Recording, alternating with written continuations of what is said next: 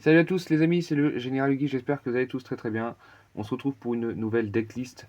Cette fois-ci, on se retrouve pour la decklist du deck synchronique. Voilà, un deck que j'affectionne particulièrement.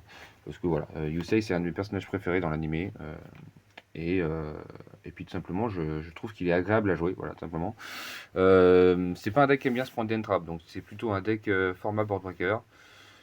Donc souvent début de format, du coup, souvent.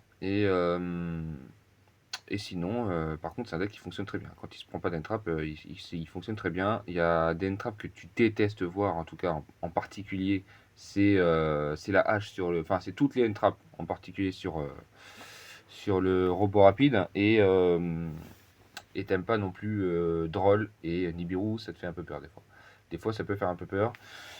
Et puis voilà, on va passer à la decklist. Je suis désolé si j'ai une voix un peu cassée, un peu irritée.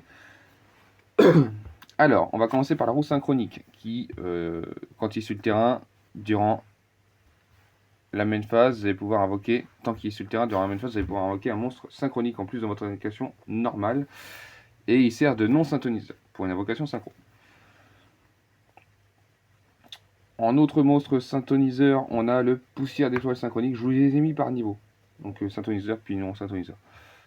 On a le poussière d'étoile synchronique, qui lui, quand il est norme ou spé, va chercher une magie piège qui y a dans son texte poussière d'étoile. Donc qui liste un dragon poussière d'étoile ou un monstre poussière d'étoile. En gros, il peut aller chercher la nouvelle magie Camarade Synchro, puisque elle liste dans son texte euh, poussière d'étoile. Voilà. Ensuite, on va jouer la carte la plus importante du deck, le robot synchronique. En tout cas, pratiquement toutes les cartes du deck fonctionnent grâce à lui, enfin avec lui.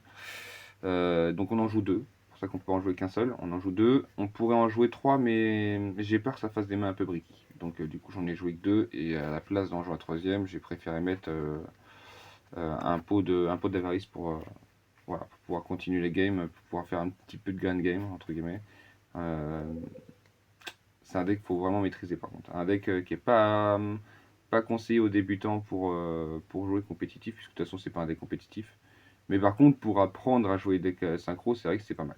Pour apprendre à jouer des decks synchro, c'est pas mal. Et moi personnellement je le joue parce que je le surkiffe, ils ont trop de flow, Yusei il a trop de flow et les synchroniques ils ont trop de flow. La révolution synchronique, tu veux pas l'avoir en main, tu préfères l'avoir dans le deck puisque tu vas l'invoquer grâce à robot rapide. De toute façon, la plupart des combos passent. Bah, toutes les combos passent par robot rapide de toute façon. Voilà, je vous la faire voir maintenant, c'est cette carte là. Toutes les combos passent par cette carte là souvent. Et Révolution synchronique, tu préfères l'avoir dans le deck puisque son effet c'est de se spé du cimetière si tu contrôles un monstre synchro de niveau 7 ou 8. Et du coup, quand il est en main, t'as pas envie de le norme, donc c'est une carte qui est un peu chiante. C'est une carte qui est morte en main, mais par contre dans le cimetière elle est très vivante. Donc voilà, tu l'invoques grâce à un robot rapide. Assaut synchronique, qui est le seul synchroniseur niveau 2 du deck. Je pourrais en mettre un deuxième. Oui, je pourrais mettre un deuxième assaut synchronique pour pouvoir en tuto 1, ou si j'en ai un dans la main, il m'en reste au moins un dans le deck. Euh, bon voilà, j'y réfléchis pour l'instant, je sais pas trop. Et ensuite, on va passer au ferraille synchronique. Oui, donc du coup, assaut synchronique qui est un super extend. Voilà, c'est ça que je voulais dire, c'est un super extend. Donc du coup, qui sont en main, c'est pas trop problématique. Ferraille synchronique qui va se substituer à un monstre synchronique pour une invocation synchro et qui peut être utilisé de la main pour une invocation synchro, pareil. Voilà, donc bon, il sert à aller faire le nouveau, là, le guerrier de ferraille qui permet d'aller tuto des magies pièges. Avion à réaction synchronique, c'est pareil, t'aimes pas l'avoir en main, tu préfères l'avoir dans le deck pour pouvoir l'invoquer avec repos rapide, et après il est plus vivant parce qu'il est vivant dans le cimetière, pareil, il se spé dans le du cimetière aussi. Ensuite, on va passer au monstre non synthétiseur, le guerrier de célérité maximale. J'en ai que deux. J'en ai que deux, parce que j'ai acheté que deux fois le deck de structure 5DS là. Euh, En vrai, 3 ce serait vraiment un banger. C'est vraiment un banger. Et si du coup, si vous en jouez 3, vous enlevez soit le hérisson à boulon d'ancrage que je vous ferai voir, soit le guerrier double. Moi, je préfère garder le hérisson à boulon d'ancrage. Même si le guerrier double est très très fort aussi, et puis en plus, du coup, il est tutorisable. Euh, Sinon, quoi vous dire d'autre? Oui, il fait gagner 200 d'attaque à tous les monstres qui mentionnent robot guerrier. Enfin, qui sont robots guerriers ou qui les mentionnent. Robot convertisseur qu'on va jouer en x3, puisqu'il va se défausser avec un synthoniseur de la main pour pouvoir aller chercher un synthoniseur synchronique. Voilà. Donc du coup, ça permet d'aller chercher le poussière étoile synchronique. Ce qui nous donne en gros 6 copies de poussière étoile synchronique, ce qui est extraordinaire. Et puis voilà, il est niveau 2, il est non synthoniseur, donc du coup depuis le cimetière après tu peux le réinvoquer grâce à un robot guerrier. Donc voilà. Le bip du tournant que tu vas tutoriser avec la nouvelle magie, camarade synchro. En gros, quand tu fais quand tu as directement la camarade synchro en main, ou quand tu as poussé l'étoile synchronique en main, tu invoques poussé l'étoile synchronique, tu vas chercher la camarade synchro. Camarade synchro, tu vas l'activer. Tu vas chercher bip du tournant et robot synchronique. Et du coup, tu vas envoyer ton robot synchronique au cimetière, parce que du coup, il faut défausser une carte quand tu vas tuto les deux cartes. Et du coup, tu peux spé Bibi du tournant, parce que du coup, un synthoniseur a été envoyé au cimetière. Et donc, du coup, tu peux l'invoquer spé de ta main. Et du coup, après, pousser à l'étoile synchronique plus Bibi, ça fait 4 et 1, ça fait 5. Voilà. Après, il suffit de faire des maths. Robot rapide, il fait son effet. Il invoque tous les synthoniseurs synchroniques de niveaux différents du deck. Et puis voilà. Éclat poussière d'étoile, je l'avais pas joué, je viens juste de la rajouter parce que elle est tutorisable grâce à la nouvelle magie. Et en gros, si tu as déjà la magie en main plus le poussière d'étoile synchronique, tu peux très bien norme le poussière d'étoile synchronique, aller chercher du coup une autre caravane synchro pour le tour d'après. Et, euh, et du coup, lui, du coup, quand tu vas sacrifier un monstre par après, parce que du coup, poussière d'étoile synchronique, tu vas pouvoir sacrifier un monstre pour invoquer ce du cimetière de la main. Et que la poussière d'étoile arrive sur le terrain, ça fait un niveau 4. Euh, il manquait des monstres non synthoniseurs avec des niveaux assez hauts dans la decklist. Et donc du coup j'ai pensé à lui puisqu'il est tutorisable tout simplement. Et puis voilà. Il n'y a pas d'autre raison, c'est parce qu'il est tutorisable et puis que ça va XP dès que poussière d'étoile synchronique va sacrifier un monstre. Voilà, je suis désolé, j'ai un petit peu bugué. Ensuite, on va passer à hérisson à boulon d'ancrage. Voilà, je vous passe son fils, ce spé du cimetière si vous contrôlez un monstre qui, euh, qui est robot guerrier ou qui le mentionne. Voilà. Guerrier double qui va se spé si un monstre est invoqué du cimetière et quand il est utilisé comme bataille synchro, il va te faire 2 jetons niveau 1. Voilà, avec 400-400. Par contre, tu es obligé de les invoquer en attaque. C'est un peu chiant. Si tu peux pas repartir après, enfin si tu peux pas réinvoquer en plus après, c'est chiant. Par contre, il est tutorisable parce qu'on joue du coup, on joue le renfort de l'armée. Voilà. Du coup, on va passer au Magie Piège. 2 camaraderies synchro. J'en ai pas 3, puisque comme je vous l'ai dit tout à l'heure, j'en ai acheté que 2 avec des structures. J'aurais pu juste acheter une camaraderie synchro en plus. Voilà, bon, je l'ai pas fait. Après, à 2, je trouve que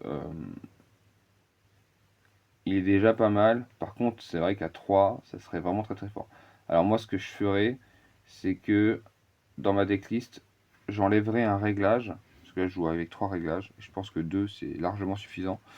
Pour avoir justement une camaraderie synchro en plus. Ensuite, on a dépassement synchro qui va invoquer un monstre synthoniseur qui est listé spécifiquement sur une carte. Euh, non, si tu révèles un monstre synchro dans l'extra deck et tu choisis un des matériels synchro qui est mentionné sur celui-ci et tu l'invoques spécialement du deck ou du cimetière. Donc c'est pas mal parce que du coup tu peux, grâce à ça, hop, je vous remets ça, hop, tac, tac, tac. Tu peux, grâce à ça, invoquer le ferraille synchronique en révélant lui. Tu peux invoquer tout simplement en révélant lui le robot synchronique. Et en révélant lui, tu peux tout simplement... Ah non, c'est pas lui. Ah non, j'ai enlevé. Ok, excusez-moi. Excusez-moi, je l'ai enlevé. Non, j'ai enlevé. Il y en avait un autre que tu pouvais jouer. Et en gros, il fallait Dragon pouce à l'étoile. Et tu réveilles Dragon pouce à l'étoile. Et puis tu réinvoquais pouce à l'étoile de ton cimetière. Enfin bref, voilà. C'est pas mal. C'est une carte d'extemple. Donc voilà. Et en plus, comme ça fait du cimetière, ça vous permet que quand vos 2 robots guerriers sont dans le cimetière, du coup, elle vient de sauver la vie. Parce que du coup, ça permet de pouvoir avoir ton robot guerrier. Réglage qui va chercher un synthoniseur synchronique. Et après, elle te fait foolish une carte dessus de ton deck. Ce qui est dommage, c'est que c'est forcément un synthoniseur synchronique qu'elle va chercher. Parce que si ça aurait été un monstre synchronique, il y a des cartes de l'archétype qui auraient été très intéressantes à aller chercher.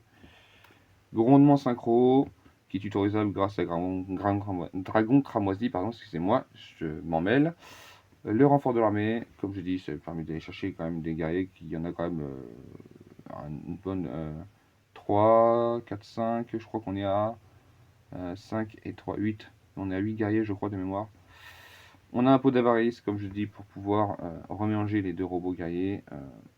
Et même des... Alors j'ai choisi de jouer ça plutôt que 3 robots guerriers, parce que du coup ça permet aussi de remélanger mes synchros du cimetière à l'extra deck. Donc ce qui me permet aussi un petit grindé. Désignateur de la... Ah oui, on passe au entrap et etc. Désignateur de la suppression et appelé par la tombe. Parce que tu ne veux pas te prendre de hache sur le robot rapide. C'est la carte que tu vas te prendre le plus, puisque c'est hache et une perme sont dans quasiment 98% des decklists, je pense. Et appelé par la tombe, voilà, c'est pour toutes les trappes. 3 floraisons de cendres. 2 Nibiru, puisqu'il y en a un que tu veux pour désignateur de la suppression, et il y en a un, si tu le pioches, tu es vraiment content quand tu commences go second, parce que du coup tu veux te débarrasser du board adverse.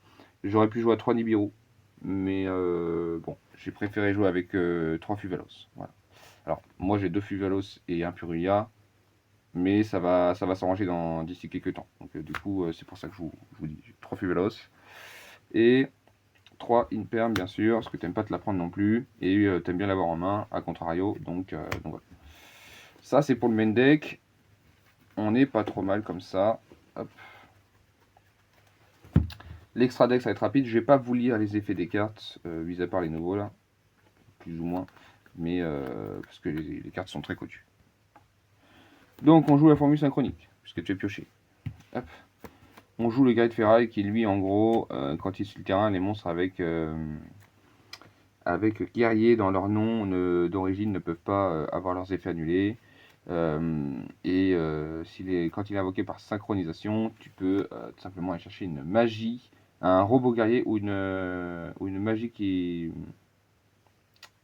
non, un robot synchronique, pardon, et une magie qui liste robot guerrier, ou une magie qui liste robot guerrier. Hérald de la lumière arc, ça tu veux le jouer pour empêcher Nibiru. Je ne l'ai pas joué, mais je l'ai mis très récemment parce que je me suis dit que plutôt que de mettre... Alors à la base c'était un niveau 6. Ça c'était un niveau 6 à la base. Et, euh, et cette nuit j'ai tourné en rond et je me suis dit faut vraiment que je mette héros de la lumière arc parce que du coup il y a vraiment des steps où tu peux le faire dès le début du tour. Et ça te permet du coup derrière de te protéger de Nibiru, enfin de protéger ton play pour le, pour le robot rapide. Axel synchronique, robot rapide, la carte la plus importante du deck, enfin la plus importante de l'extra deck du coup.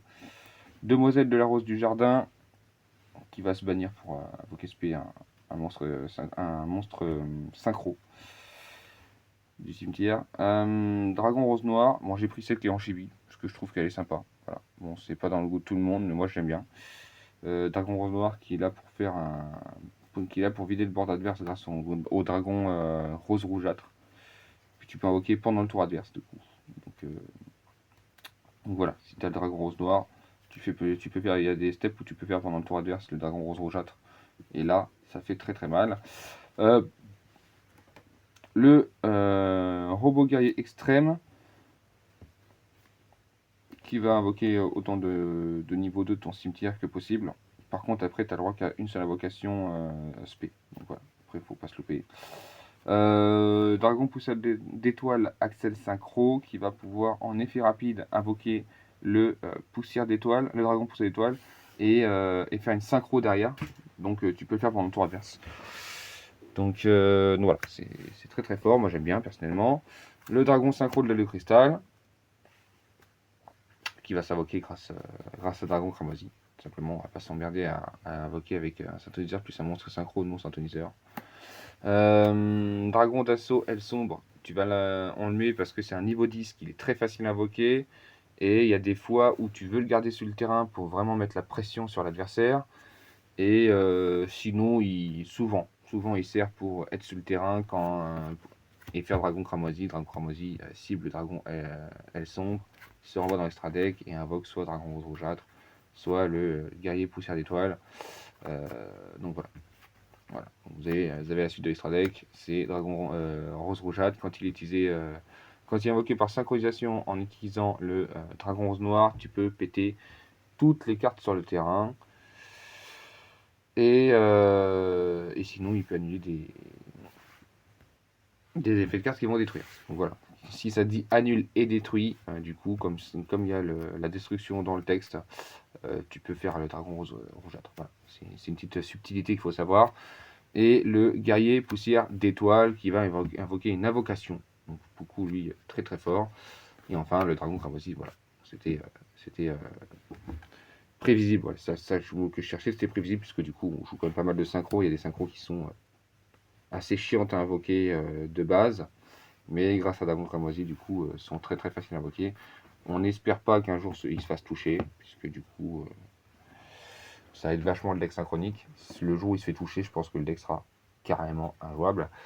On va passer au side, mais le side est un petit peu personnel. Donc le side, ça dépend de vous, ça dépend de la méta et ça dépend de comment vous aimez jouer. Moi, j'ai mis 2 Meols, mais en vrai, j'en mettrais bien un troisième. Donc voilà, pour l'instant, c'est un Purulia.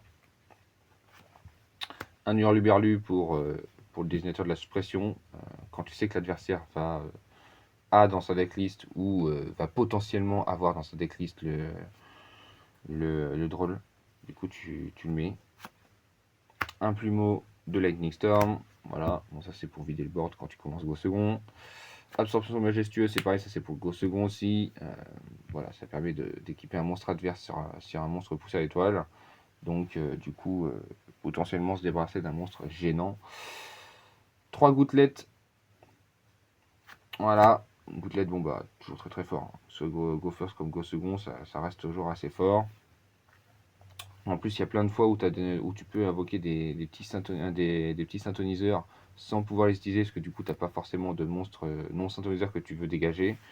Donc des fois, tu as des petits monstres qui peuvent traîner et qui vont te servir de coup pour gouttelette. Avomark Préduel pour le go second, mais qui n'est pas obligatoire. Et enfin, pareil, zone synchro, c'est pas obligatoire.